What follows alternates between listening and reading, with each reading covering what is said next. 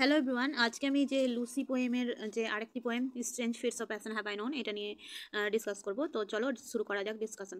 তো প্রথমেই আমি এই যে পোয়েমটা কবে লেখা হয়েছিল, কবে পাবলিশড হয়েছিল বা এর যে ফর্ম স্ট্রাকচার সেটা ডিসকাস করে নিই আগে, তারপরে আমরা পোয়েমটাকে লাইন বাই লাইন ডিসকাস করব। তো যে strange fits of passion have I known এই পোয়েমটা লিখেছিলেন রোম্যান্টিক পোয়েম উইলিয়াম ওয়ার্ডসওয়ার্থ। আর এই পোয়েমটা কম্পোজ করেছিলেন তিনি যখন জার্মানিতে ছিলেন, এবং এর রিটেন ইয়ার হচ্ছে 1798 এবং পোয়েমটি পাবলিশড হয়েছিল লিরিক্যাল ব্যালার্ডসের যে সেকেন্ড এডিশন সেটাতে 1800-এ। তো এই পোয়েমে যে আমরা স্ট্রাকচার সেটা বলে দিই যে এই পোয়েমটাতে আমরা পাবো টোটাল 7টা স্ট্যান্জা, এবং এই পোয়েমের যে প্রত্যেকটা স্ট্যান্জাতেই আছে 4টা করে লাইন, দেখতেই পাচ্ছ তোমরা। আর এর যে রাইম স্কিম সেটা হচ্ছে এবি এবি, এবং রিদমটা হচ্ছে অ্যাম্বিক টেট্রা প্লাস ট্রাইমিটার। তো এখানে যে কবি স্ট্রেঞ্জ ফিটস অফ প্যাশনে কবি তার যে বিলাভড লুসি তাকে নিয়ে ডিসকাস করেছে, এবং তার যে লুসির সাথে যে মিট করতে যাওয়ার যে জার্নির যে এক্সপিরিয়েন্স সেটা শেয়ার করেছে। আসলে কিভাবে তিনি যে একটা স্ট্রেঞ্জ এক্সপিরিয়েন্সের মধ্যে দিয়ে পরিচিত হয়েছিলেন লুসির সাথে মিট করতে যাওয়ার সময়, যেটা ডিউরিং দ্য জার্নি তার সাথে ওনার সাথে ঘটেছিল। তো চলো এবার লাইন বাই লাইন ডিসকাশনে যাওয়া যাক। তো এই পোয়েমটা যে শুরু হচ্ছে টাইটেলেরই যে টাইটেলটা যেমনই আছে সেইভাবেই শুরু হচ্ছে। তো যখন কোনো পোয়েম যে টাইটেল অনুযায়ী যে বা ফার্স্ট লাইন থাকে টাইটেল অনুযায়ী যদি কোনো পোয়েমের, সেটাকে আমরা বলি টিটিউলার পোয়েম। মানে টাইটেলের নাম অনুযায়ী ফার্স্ট লাইন, বা ফার্স্ট লাইন অনুযায়ী যদি টাইটেলের নাম থাকে তখন সেটাকে আমরা বলি টিটিউলার পোয়েম। তো ফার্স্ট স্ট্যান্জাতে আমরা দেখতে পাচ্ছি যে strange fits of passion have I known and I will dare to tell, but in the lovers ears alone what wants to me we fell. প্রথমে আমি এর যে সারফেস মিনিং সেটা বলে দিই, তারপরে তোমাদেরকে ডিপ মিনিং বলবো। তো এখানে বলছে একটা অদ্ভুত ধরনের প্যাশন যেটার সাথে কবি পরিচিত হয়েছে, কিন্তু কবি এই যে প্যাশনটা সেটা বলবে কার কানে কানে বলবে, একটা লাভারের কানে কানে বলবে। তার সাথে যে এই স্ট্রেঞ্জ প্যাশন, যে অদ্ভুত যে প্যাশন হয়েছে বা যে একটা ইররেগুলার যে সাডেন অ্যাটাক তার সাথে ঘটেছে, সেটা কবি বলবেন শুধুমাত্র লাভারের কানে। এবার আমরা বলবো যে কিসের স্ট্রেঞ্জ ফিটস অফ প্যাশন, বা কেন কবি শুধু লাভারেরই কানে বলবেন। তো এখানে যে কবির যে জেনুইন লাভ লুসির প্রতি, সেই জেনুইন লাভ একটা কি স্ট্রেঞ্জ ফিটস, মানে এক ধরনের ফিটস মানে হচ্ছে সাডেন অ্যাটাক অফ হিস্টেরিয়া, আর প্যাশন মানে হচ্ছে আনকন্ট্রোল ইমোশন। তো কবির মধ্যে একটা যে আনকন্ট্রোল ইমোশনের যে সাডেন অ্যাটাক বা হিস্টেরিয়া সেটা তৈরি হয়েছে। আর এখানে আমরা কবির যে প্যাথোস আছে, যে ইররেজিস্টেবল প্যাথোস, সেটা আমরা এখানে দেখতে পাবো। তো তো কবি যখন লুসির সাথে দেখা করতে যাচ্ছেন, তখন তার মধ্যে একটা যে অ্যাংজাইটি রান করছে তার মধ্যে, তিনি একদম এক্সাইটেড আছে যখন তিনি তার বিলাভডের সাথে মিট করতে যাচ্ছেন। তো এই মিট করতে যাওয়ার সময় কবির মধ্যে একটা ধারণা আসছে যে তার যে লুসি, সে হয়তো তাকে ছেড়ে চলে যাবে, বা লুসি হয়তো মারা যাবে, এরকম একটা যে সাডেন হিস্টেরিক অ্যাটাক কবির মনে আসছে। তো কবি এবার বলছে যে তিনি এই যে অদ্ভুত যে অনুভূতিটা এক্সপিরিয়েন্স করেছেন, সেটা তিনি শুধুমাত্র তার যে মানে লাভার যারা আছে তাদেরই কানে বলবে, কারণ লাভাররাই যারা থাকে তারাই লাভারদের একমাত্র প্রবলেমটা বুঝতে পারে, সবাই বুঝতে পারে না। তাই জন্য কবি এখানে যে বলতে চাইছেন যে তিনি তার যে প্রবলেম বা তার যে এক্সপিরিয়েন্স সেটা একটা লাভারের কানে বলতে চান। তো এখানে যে আমরা দেখতে পাচ্ছি এই স্ট্যান্ডাতে কিছু ফিগার অফ স্পিচ পাবো আমরা এই স্ট্যান্ডাতে। যেমন প্রথম লাইনটা যে হচ্ছে strange fits of passion have I known, এটা হচ্ছে হাইপার বেটন। হাইপার বেটন তোমরা জানো যে যখন সেন্টেন্সটা গ্রামাটিক্যাল অর্ডারে থাকে না, তখন সেটাকে আমরা হাইপার বেটন বা ইনভার্সন বলি। আর এখানে আমরা বলছি যে what wants to me befell, এখানে আমরা আইরনিক সেন্স পাবো একটা। এবার নেক্সট স্ট্যান্ডাতে কি বলছে, when she I love look every day, fresh as rose in June, I to her cottage bent my way beneath an evening moon। বলছে কবি যখন যে লুসির দিকে তাকান, তাকে দেখে যেন মনে হয় যে সে লুসি যেন একদম জুন মাসের যে রোজ সেই রকমই ফ্রেশ। আর এই তখন কবি কি বলছে যে কখন কবি এরকম মনে করেন, যখন তিনি যে তার যে যাত্রাটা শুরু করেন লুসির দিকে যাওয়ার সময়, লুসির কাছে যাওয়ার সময়, তার কটেজে যাওয়ার সময়। আর এই যাত্রাটা কবি কখন শুরু করেন, ইভিনিং মুন। তো এখানে যে ইভিনিং মুন আর যে রোজ, এখানে একটা ডিপ মিনিং আছে এই দুটোর। তো সেটা বলে দিই আমি, যে কবি লুসিকে একটা রোজের সাথে কম্পেয়ার করেছে। তোমরা দেখতেই পাচ্ছ এটা হচ্ছে এক ধরনের ফিগার অফ স্পিচ, যেটাকে আমরা কি বলি সিমিলি, মানে এক্সপ্লিসিট কম্প্যারিজন দেখতে পাচ্ছি রোজ এবং লুসির মধ্যে। তো রোজ কি হয় বলো তো, রোজ যে ফুলটা থাকে এক ধরনের ফুল যেটা আস্তে আস্তে ফেড হয়ে যায়। তো কবি ভাবছে যে হয়তো রোজের মতো লুসিও আস্তে আস্তে ফেড হয়ে যাবে বা সেও আস্তে আস্তে মারা যাবে। এখানে আমরা যে লাইফ যে ট্রানজিটরি, হ্যাঁ, লাইফ যে শর্ট লিভড বা যেমন রোজের যে শর্ট লিভড বিউটি থাকে সেই মেসেজটা এখানে আমরা পাচ্ছি। আর ইভিনিং মুন হচ্ছে যে এটা মিউটাবিলিটি বা ভেরিয়াবিলিটি এবং ইমপারমানেন্সের অ্যালিউশন হিসাবে ব্যবহৃত হয়েছে। যেমন কি হয়, মুন যে ইভিনিং মুন থাকে সেটা কি আস্তে আস্তে যখন মানে বেরিয়ে আসে তারপরে আস্তে আস্তে সেটা কি ফেড হতে শুরু করে ইভিনিং মুনটা।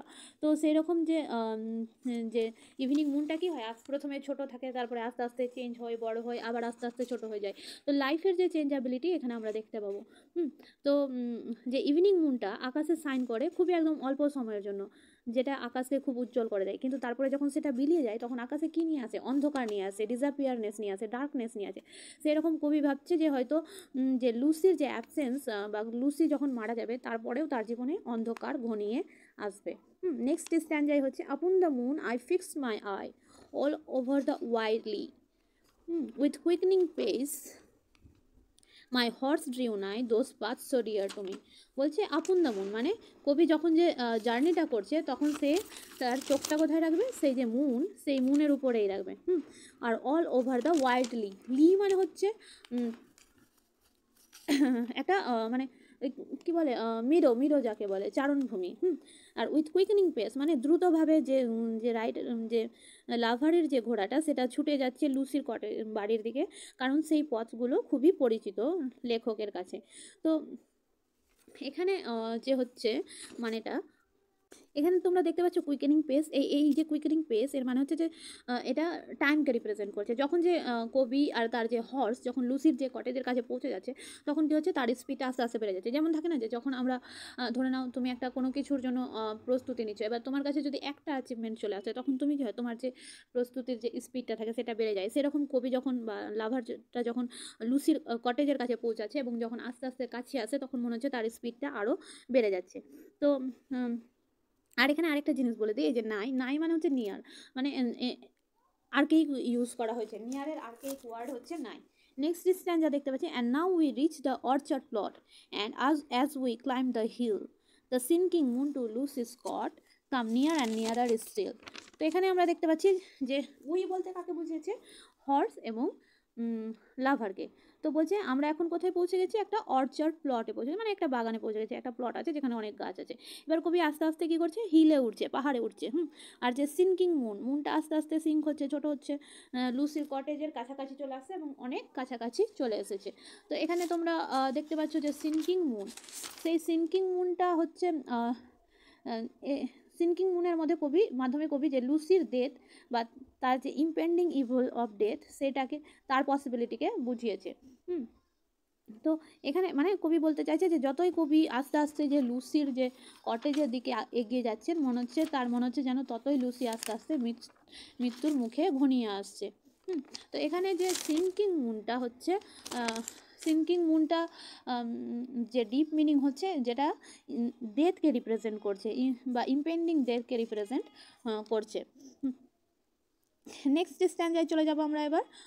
নেক্সট স্ট্যান্ডায় বলছে, in one of those sweet dreams I slept kind nature's gentlest boon and all the while my eyes I kept on the descending moon।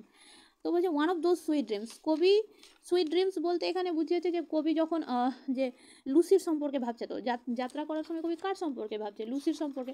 তো নিজের যে বিলাভ সম্পর্কে ভাবা, এটা কি এক ধরনের সুইট ড্রিমস বা এক ধরনের রোম্যান্টিক আইডিয়া।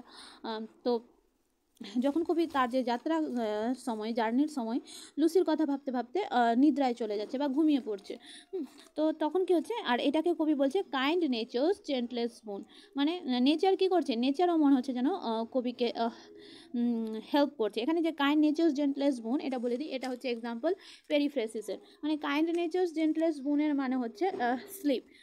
তো কবি এখানে পেরিফ্রেসিস হচ্ছে যে যখন কোনো ওয়ার্ডকে আমরা রাউন্ড অ্যাবাউট ওয়েতে বলি, তো এখানে ডাইরেক্ট স্লিপ না বলে কবি বলেছেন কাইন্ড নেচার্স জেন্টলেস্ট মুন। মানে কবি লুসির যে ডেথ, সে তার ডেথের কথা ভাবতে ভাবতে আনকনসিয়াস হয়ে যাচ্ছে, আর এবং তিনি যে ট্রান্স লাইক স্টেটে চলে যাচ্ছেন। নেক্সট বলছে যে all the while my eyes I kept, আর পুরো যে রাস্তা, সেই পুরো রাস্তাতে কবির চোখটা কার উপরে ছিল? অন দ্য ডিসেন্ডিং মুন, মানে যে মুনটা আস্তে আস্তে যে নেমে যাচ্ছে, অস্ত যাচ্ছে, সেই ডিসেন্ডিং মুনের ওপর কবির যে চোখটা ছিল। তো এখানে যে ডিসেন্ডিং মুনও হচ্ছে ইম্পেন্ডিং ডেথের রেফারেন্স। আরেকটু বলে দিই যে স্লিপ কি করে আমাদেরকে রিলাইট করে, আমাদের যে অ্যাংজাইটি থাকে, সেই অ্যাংজাইটি বা যে লাইফের যে টেম্পোরারি প্রবলেম থাকে, সেটা থেকে আমাদেরকে কে আরাম দেয়? স্লিপ আরাম দেয়। তো কবির যে টেনশন বা কবির যে সমস্যা, যে যে লুসির মধ্যে মানে ডেথ ঘনিয়ে আসে লুসির লাইফে, তো এই যে যে অ্যাংজাইটি, এটা থেকে যে স্লিপ, সেটা কবিকে একটু মাত্র হলেও আরাম দিচ্ছে। নেক্সট হচ্ছে my horse moved on hoop after hoop. He raised and never stopped. When down behind the cottage roof, at once the bright moon dropped. বলছে মাই হর্স, রাইটার না, যে লাভার, তার হর্সটা কি এগিয়ে যাচ্ছে হুপ আফটার হুপ, মানে তার পা আস্তে আস্তে ফেলে ফেলে। এখানে দেখতে পাচ্ছ তোমরা হুপ আফটার হুপ, এটা অ্যাজোন্যান্সের উদাহরণ। আর যেমন ঘড়ির কাঁটা কি হয়, টিক টিক টিক টিক চলে, সেইভাবেই যেন মনে হচ্ছে যে ঘোড়ার পাটাও যেন টাইমকে রিপ্রেজেন্ট করছে। এটা মেটোনিমির উদাহরণ প্লাস অ্যাজোন্যান্স, দুটোরই উদাহরণ। হি রেইজড, মানে হি বলতে এখানে হর্সকে বুঝিয়েছে, আবার কেউ লাভার ভেবে নিও না। সে কি হচ্ছে, আস্তে আস্তে উঠেই যাচ্ছে হিলটাতে। তো তারপরে বলছে নেভার স্টপ, এবং থামছে না। When down behind the cottage roof, আর যে লুসির যে কটেজ, তার রুফের পিছনে কি হচ্ছে, যে ব্রাইট মুনটা থাকছে, সেটা একদম ড্রপড হয়ে যাচ্ছে।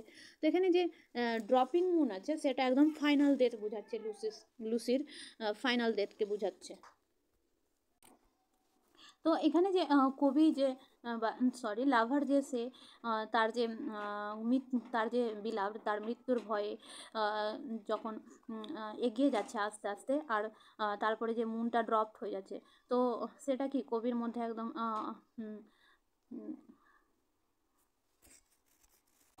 বা লাভার যে থাকে তাকে একদম সফট করে দিচ্ছে। আর এই যে ড্রপিং মুনটা যে লাভারকে তার আনকনসাস যে অ্যাপিয়ারেন্স থেকে কনসাসনেসে নিয়ে আসছে। তো যখন এখানে একটু বলে দিই যে যখন কি হয়, পৃথিবী যে রোটেট হয়, তো মুনটা কি হয়, মুনটা একবার সেট হয়, একবার রাইজ হয়। তো যখন লাভার যে লুসির যে কটেজের কাছে এগিয়ে আসছে, তখন কি হচ্ছে, তার যে ভিউ থেকে মুনটা বেরিয়ে যাচ্ছে। যে আর এই যে মুনের যে সাডেন যে ভ্যানিসিং যে মোমেন্টটা, সেটা কবির মধ্যে যে মুনের যে ডিসঅ্যাপিয়ারেন্সটা, সেটা লাভারের মধ্যে ফিয়ার নিয়ে আসছে। নেক্সট স্ট্যান্জা হচ্ছে what fond and wayward thoughts will slide into a lover's head. Oh mercy, to myself I cried, if Lucy should be dead. বলছে হোয়াট ফন্ড, মানে কোন ফন্ড, এবং ওয়ার্ড মানে স্ট্রেঞ্জ ধরনের চিন্তা একটা লাভারের মাথায় আসে, বা লাভারের যে মাইন্ড সেখানে আসে। বলছে আর লাভার এখানে কি করছে, মার্সির কাছে প্রে করছে যে যে যদি তার লুসি মারা যায়, তাহলে সে কী করবে, সে খুব দুঃখ পাবে, বা তার যে যে লাইফে যে ডার্কনেস, সেটা ঘনিয়ে আসবে। তো এখানে বলছে যে এখানে আমরা একটা ইললজিক্যাল এবং আনরিজনেবল থট দেখতে পাচ্ছি লাভারের মধ্যে লুসির ডেথ সম্পর্কে, যেটাকে ফন্ড বা ওয়ার্ড থট বলা হয়েছে। তো এখানে যে ন্যারেটারের যে লুসির ডেথ সম্পর্কে যে প্যাশনেট থট, সেটা হচ্ছে একদম স্ট্রেঞ্জ এবং রেয়ার,